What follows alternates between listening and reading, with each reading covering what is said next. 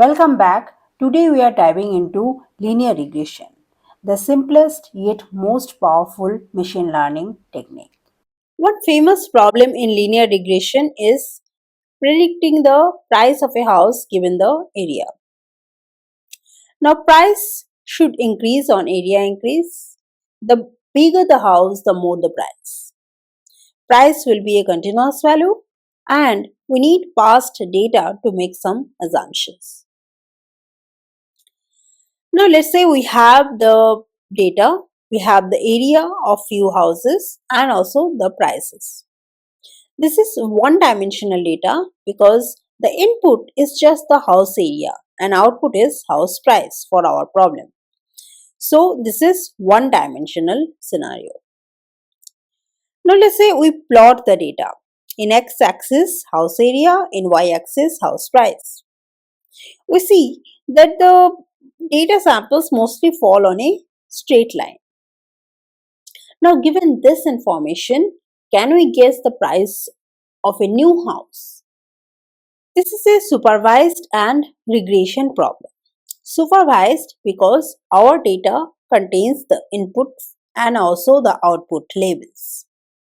Regression because our output is a continuous value. Here in this scenario, let's say we have a data set with n labeled data points. This is the data set x1, y1, x2, y2 till xn, yn. So for all I equals to 1 to n, xi, yi both are real values. Xi's are the features or the area here, yi's are the labels or the pricing. Now we have to build a machine or model which given any input x will predict y. Given any input area, it will predict the price. Now we have seen that the data mostly fall on a straight line, right? So we can find a suitable straight line. The equation of a straight line is, let's say, ax plus b. Fx equals to, this is our model, f of this input x, that is ax plus b. That's what we are taking. So instead of ax plus b, we have taken here w0 plus w1x. This is the straight line we have got. Now instead of this straight line, we also could have gotten this straight line or this straight line. But these two straight lines, this two doesn't match with our data points. Only this straight line matches our data points. So we need to find proper W0 and W1 so that we get the proper straight line for our case. We have n samples, right? x1, x2 till xn. Let's say these are the predicted outputs, f of x1, f of x2 till f of xn. I have represented in a vector form. Now f of x1 is basically w0 plus w1 x1, f of x2 is w0 plus w1 x2 and f of xn is w0 plus w1 xn. This is the predicted output. And this y1, y2 till yn, this is the actual output given in the data set for our training. Now what we want is our predicted output to be same or similar as the actual output, or the difference or the error between this predicted output and the actual output should be as less as possible. Now for any ith term, right, for all I equals to 1 till n, for any ith term xi, the predicted output is f of xi, that is w0 plus w1 xi. Now error for each ith term is ei, let's say, that is yi minus f of xi. Yi is the actual output and fxi is what we have predicted. So if this is our found straight line and these are the actual data points, then these are the errors, right? So we have to minimize these errors. But if you see here, we cannot just take the sum of all the errors and try to minimize that, because we have positive and negative errors as well. Both will cancel each other. So we are taking the square of the errors. Our objective should be to make error small, that is the summation of square of all the errors. So our objective function is minimize summation of I equals to 1 to n ei square. Here I have added 1/2 here, which doesn't make any change, because we are trying to minimize the errors so that we get a proper W0 and W1, so that we get a proper straight line. So it doesn't matter whether we minimize this or we minimize half of this. Now this ei square, ei is basically yi minus fxi, or yi minus w0 minus w1 xi square. So this is we want to minimize. Also we can write it as w0 plus w1 xi minus yi whole square. Now how do we minimize this? First, recap some high school maths. Let's say this is a different function here, g of x, that is x square plus 4x plus 5. How do we minimize this? We first take first derivative, that is g dash x, which is 2x plus 4. We'll then assign g dash x equals to 0. First derivative to be 0, which is 2x plus 4 equals to 0, or x equals to minus 2. So this will be a critical point where we'll have a local minimum or maximum. Then we'll take the second derivative, g double dash x, which is the derivative of g dash x, which is 2. 2 is greater than 0, that means at this critical point we have local minimum. And what is the local minimum value? G of this minus 2, which is 1. So this is how we minimize one function. Here in this function we just have one variable x. But in our case, this is our objective function. Here we have two variables, w0 and w1. Both are variables that we want to find the value of these two. So we have a multivariate scenario. Both w0 and w1 are variables whose values we have to find out. So in place of first and second order derivatives, for multivariate scenario, we have to use partial derivatives, gradient and Hessian, to find local minimum. Now this objective function I have written as a function of w0 and w1 here, because these two are variables. So if we take first derivative of this with respect to w0 first, then with respect to w1. So with respect to w0, it will be del f del w0, which is this term. This 2 will cancel out. That's why I added this half here. This 2 will cancel out and we'll get this term. With respect to, when we'll take partial derivative with respect to w1, we'll get this term. 2 will cancel out, we'll get this term.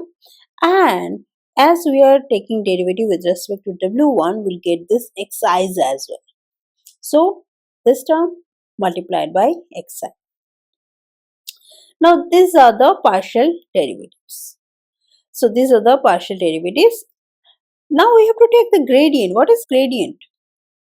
Gradient is nothing but a vector containing all partial derivatives of a function. Basically it is del f del w0 and del f del w1. If we can add these two in a vector, we get this gradient. This one and this one. Now this is similar to our first order derivative. For the second order derivative, we will take Hessian. Hessian here will be a matrix where this column is the partial derivative of gradient with respect to w0 and with respect to w1 here. So if we take partial derivative with respect to w0 in this column, we get del square f del w0 square del f, del w0, del w1. Then again we are taking partial derivative with respect to w1 here. It will be del f, del w0, del w1, del square f, del w1 square. So I'll just do the computation here quickly. Now we'll take partial derivative of this with respect to w0 here, with respect to w1 here. With respect to w0, we get just 1 here. These are constants, right? So we just get summation of I equals to 1 to n, which is n. For this term, we just get 1 here and this xi, that means summation of I equals to 1 to n xi. When we'll take partial derivative with respect to w1 here in this column, we'll just get this xi term, that means summation of I equals to 1 to n xi, and with respect to w1 here, where we'll get this xi and this xi. So we'll get summation of all xi square. So this is the Hessian matrix. Now, if the Hessian matrix is positive definite or positively definite as in x transpose hx greater than 0 for every non-zero vector x, then we can say we have a local minimum at the critical point. This is about the one-dimensional scenario where we just had one input variable, that is the house area or size. Next, quickly look at the multi-dimensional scenario. Here input is house area, number of bedrooms, number of toilets, number of balconies, and output is house price. The dataset is also having n data points x1, y1, x2, y2 till xn, yn. But the difference is for all I equals to 1 to n data points, xi is d-dimensional. Here we have 1, 2, 3, 4, 4 input variables, right? Input parameters. So here d is 4, but xi is basically a d-dimensional vector here. Yi is the output, that is the house price, which is the real value. The superscripts here are the dimensions. And of course, we are just trying to find out a model where given any x input here is a combination of area, bedrooms, number of toilets, balconies. Given any combination of this, we'll try to find out the price. Now let's say this is the predicted output for any ith term f of xi, that is the predicted output, where xi is basically d-dimensional vector, right, which has d values. So basically this function will be a function of this d values. So in d-dimensional space, if we can come up with a straight line equation, it will be something like this: w0 plus w1 xi1 plus w2 xi2 till wd xid. So this is the basis, and if we can simplify this as w0 plus summation of, let's say, k equals to 1 to d wi xik, where k's are the dimensions. Now, this thing we can simplify as a vector multiplication. If we can come up with a vector w, which will be a vector of w0, w1 till wd. So we see from w0 to wd, it has d plus 1 values. So this is a d plus 1 dimensional vector. Xi on the other hand is from 1 to d. Right, we have just d values. So let's say we can just add 1 here, right? So we are updating our x's as a vector of d plus 1 dimension, where we have added 1 here. So here this predicted output fxi can be represented as this w transpose xi or xi transpose w.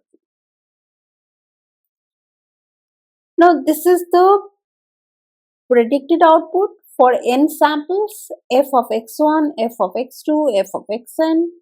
F of x1 is w transpose x1, the w transpose x2 till w transpose xn.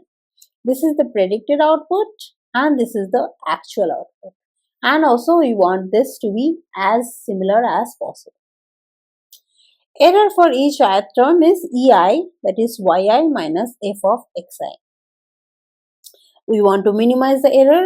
The total error we can represent as E of W, basically it's a function of W, and we have to find W to minimize the total error on training data. Now this is for one data samples, right? Consider n samples. So we will have one matrix X where each row is basically for one data input, one data sample, and we have n such rows. So this is basically a n cross t plus 1 dimensional matrix, this X. And this W is of course d plus 1 multiplied by 1. So if we multiply this two, we'll get a n cross 1 dimensional, which is XW. And y's are, we know that y's are y1 till yn. So we have to minimize this xw minus y mod square. So this is the squared error and we have to minimize this. We can get that w equals to x transpose x, inverse of the whole thing, x transpose y. How do we get this? We'll see next. So this is our objective function, EW. If we expand this, we get xw minus y transpose xw minus y.